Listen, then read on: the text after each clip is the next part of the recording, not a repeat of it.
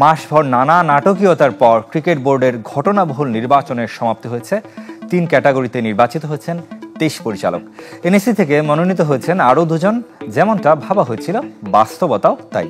ক্রীড়া উপদেষ্টা ও আমিনুল ইসলাম সমর্থিতদের জয় জয়কার। তবে তামিম ইকবাল সহ 33টি ক্লাব নির্বাচন বর্জন করেছে।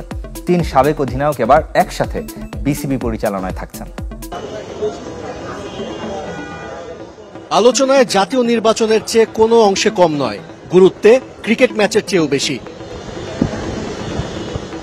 সমালোচনা, গুঞ্জন, গুজব, আইনি লড়াই, বর্জন, বয়কট সব পেছনে ফেলে অবশেষে শেষ হলো বহুল প্রতীক্ষিত বিসিবি নির্বাচন।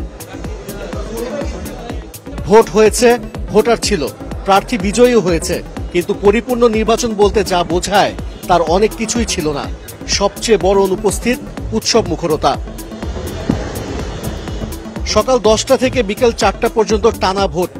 এক পক্ষের সরব উপস্থিতি, আরেক পক্ষ নীরবে প্রস্থান ভোট বর্জনে। সন্ধ্যায় ফল ঘোষণা করে রিটার্নিং অফিসার। ঢাকা বিভাগে মোট ভোটার ছিলেন 17 জন। 3 জন পদপ্রার্থীর মধ্যে মোহাম্মদ আমিনুল ইসলাম, উনি মোট ভোট পেয়েছেন 15টি। যেমনটা অনুমেয় ছিল, ছড়িয়ে পড়েছিল বিজয়ী পরিচালকদের তালিকা, তারাই নির্বাচিত হয়েছেন। জেলা ও বিভাগ থেকে আমিনুল ইসলাম ও নাজমুল আবেদিনকে কোনো কষ্ট করতে হয়নি। 17 ভোটের সমান 15টি করে পেয়েছেন 2 জন।